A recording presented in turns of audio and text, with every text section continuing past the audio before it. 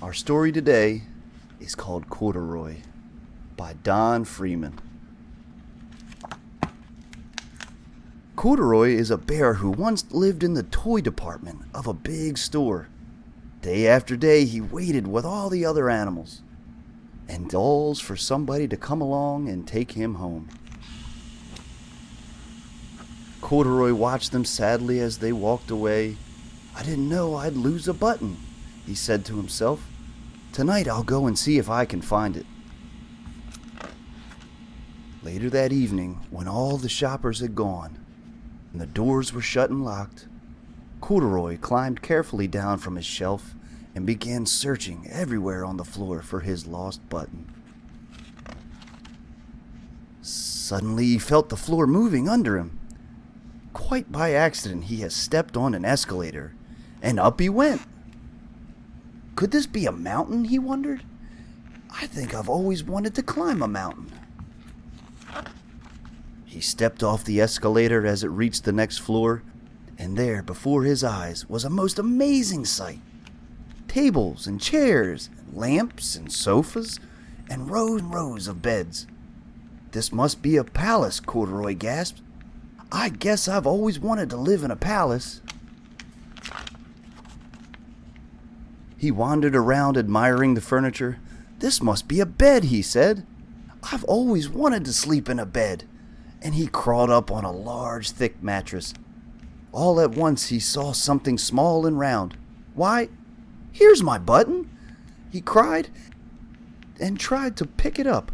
But like all the other buttons on the mattress, it was down tight. He yanked and pulled with both paws until, pop!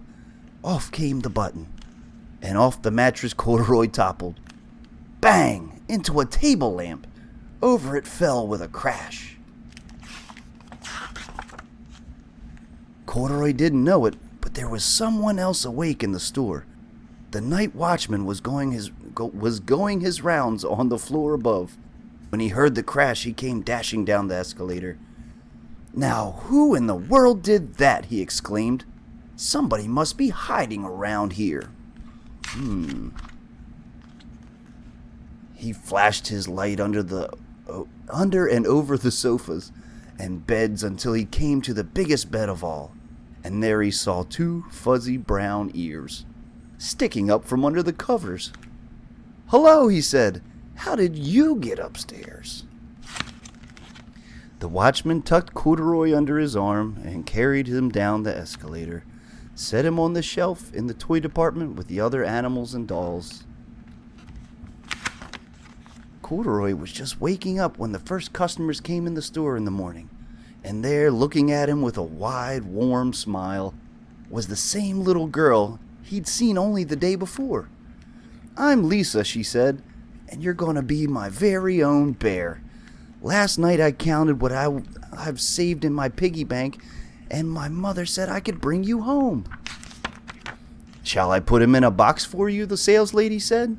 "Oh, no thank you," Lisa answered, and she carried Corduroy home in her arms. She ran all the way up 4 flights of stairs into her family's apartment and straight into her own room.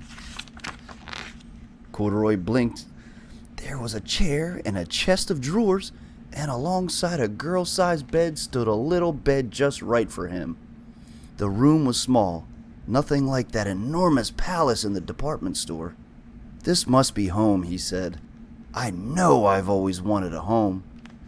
Lisa sat down with Corduroy on her lap and began to sew a button on his overalls. "I like you the way you are," she said, "but you'll be more comfortable with your shoulder strap fastened." "You must be a friend," said Corduroy. "I've always wanted a friend." "Me too," said Lisa, and gave him a big hug.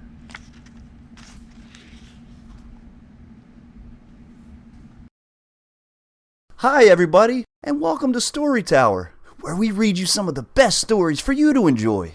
Like and subscribe to see where our adventures take us next.